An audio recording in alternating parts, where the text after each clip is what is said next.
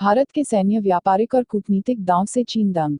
पूर्वी लद्दाख समेत करीब 3,500 किलोमीटर के पूरे वास्तविक नियंत्रण रेखा (LAC) पर चीन के बराबर मिरर इमेज की जबरदस्त सैन्य तैयारी, आक्रामक रुख, व्यापारिक स्तर पर लिए जा रहे कड़े फैसले और अब कूटनीतिक स्तर पर हांगकांग के हालात पर अब तक चुप्पी साधे भारत की गंभीर टिप्पणी से चीन के तेवर नरम पड़ने के संकेत मिले हैं। सीमा पर मौजूदा तनातनी के तीसरे महीने में प्रवेश करने के बीच नेपाल में शतरंज के चीनी मोहरे बने पीएम केपी शर्मा ओली का उल्टा पड़ता भारत विरोधी दांव चीन की योजना में खासा खटाई घोल रहा है। इनके इत्र मौजूदा तनाव में भूटान को घसीटने की चीन किया बतख की नाकाम कोशिश और पाकिस्तान की तरफ से शैतानी भरी चालों का करारा जवाब मिलता देख चीन पूरी तरह असमंजस में है। राप्ती नदी में समा गए 8 कच्चे पक्के घर। राप्ती नदी की तेज धारा में जंगल कौड़िया विकासखंड के राजपुर दूबी गांव में 8 कच्चे पक्के मकान और प्राचीन शिव मंदिर बह गए। तहसीलदार सदर ने मौके पर जाकर राप्ती नदी की कटान को देखा। उन्होंने अपर जिलाधिकारी वित्त, राजस्व एवं प्रभारी अधिकारी आपदा को अपनी रिपोर्ट दे दी है। नदी की कटान लगातार जारी है। इससे राजपुर दूबी गांव के अस्तित्व पर खतरा बढ़ गया है।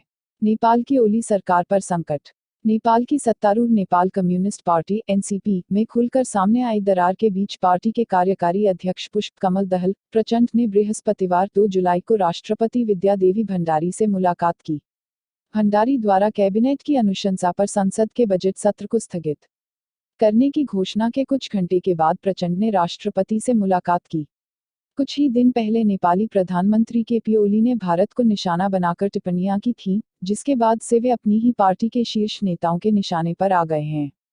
68 वर्षीय प्रधानमंत्री ओली ने रविवार 28 जून को दावा किया था कि उन्हें सत्ता से हटाने के लिए दूतावासों और होटलों में कई तरह की गतिविधियां हुई हैं। उन्होंने कहा था कि कुछ नेपाली नेता भी खेल में शामिल हैं।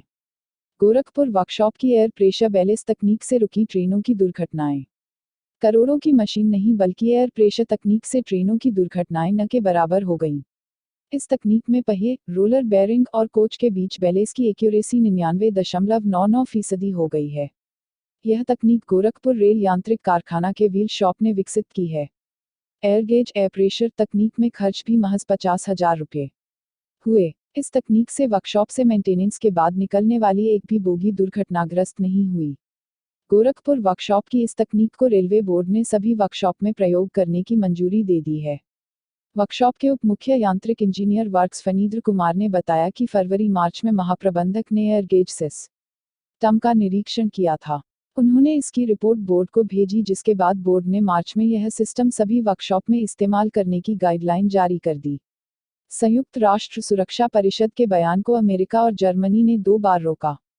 कराची में हाल में हुए आतंकी हमले की निंदा करने वाले संयुक्त राष्ट्र सुरक्षा परिषद के बयान को अमेरिका और जर्मनी ने 2 बार रोका था, क्योंकि वे पाकिस्तान द्वारा इस घटना के लिए भारत को दोष देने तथा प्रधानमंत्री इमरान खान द्वारा ओसामा बिन लादेन को शहीद बताने के कारण पाकिस्तान को संदेश देना चाहते थे।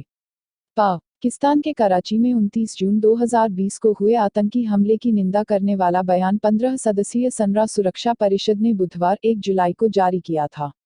इस बयान का मसौदा पाकिस्तान के सहयोगी चीन ने तैयार किया था और इसे मौन प्रक्रिया के तहत लाया गया था, जिसमें यदि कोई सदस्य तय समयावधि के भीतर आपत्ति नहीं जताता है तो प्रस्ताव को स्वीकार्य मान लिया जाता है। सबसे पहले इस मौन प्रक्रिया को जर्मनी ने भंग किया, जिससे बयान जारी करने में विलंब हुआ।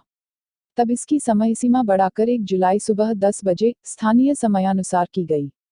इसके बाद दूसरी बार मौन प्रक्रिया को अमेरिका ने भंग किया, जिससे बयान जारी करने में और भी विलंब हुआ। गोरखपुर, बेंगलुरु व मुंबई रूट पर चलेगी प्राइवेट ट्रेन। देश में 109 रूट पर चलने वाली प्राइवेट ट्रेनों में 2 ट्रेनें गोरखपुर से भी हैं। इसमें एक गोरखपुर से बेंगलुरु और एक गोरखपुर से मुंबई रूट पर चलेगी। ट्रेनों को चलाने के लिए निजी कंपनियों से आवेदन मांगे गए हैं। रेलवे ने 109 रूट चिह्नित किए हैं, जिस पर प्राइवेट ट्रेनों को चलाने की योजना है। इसके लिए देश भर में 12 क्लस्टर बनाए गए हैं। रेलवे द्वारा जारी किए गए रूट के शेड्यूल चार्ट के मुताबिक गोरखपुर जंक्शन से बेंगलुरु रूट के लिए पटना क्लस्टर और गोरखपुर से मुंबई रूट के लिए प्रयागराज क्लस्टर से ट्रेन चलाने के लिए निजी संचालकों को आमंत्रित किया गया है। निजी ट्रेनों के चलने से ट्रेनों में सीट न मिलने वाली परेशानी काफी हद तक ठीक हो जाएगी। पूर्वोत्तर रेलवे में प्रयागराज, वाराणसी, लखनऊ, फैजाबाद से भी निजी ट्रेनें चलाई जाएंगी। सिलिकॉन वैली में टिकटॉक पर प्रतिबंध का कोई खेद नहीं। भारतीय अमेरिकी पूंजीपति का कहना है कि वैश्विक आईटी हब सिलिकॉन वैली में किसी को भी भारत द्वारा टिकटॉक पर प्रतिबंध लगाने का कोई खेद नहीं है, बल्कि वहां लोग चाहते हैं कि अमेरिका भी चीन की इस लोकप्रिय ऐप के खिलाफ ऐसा ही कदम उठाए।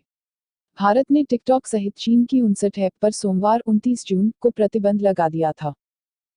भारत और चीन के बीच पूर्वी लद्दाख में वास्तविक नियंत्रण सीमा एलएसी पर जारी गतिरोध के बीच यह कदम उठाया गया। क्यूबा अमेरिकी संगीत वीडियो निर्देशक और निर्माता रॉबी स्टाबक ने कहा कि अमेरिका को चीन की सभी वीडियो शेयरिंग ऐप पर प्रतिबंध लगा देना चाहिए। स्टाबक ने कहा, चीन के सभी ऐप प्रतिबंधित कर दें। ये राष्ट्रीय सुरक्षा को एक ऐसा खतरा है जिसे हम उठा नहीं सकते।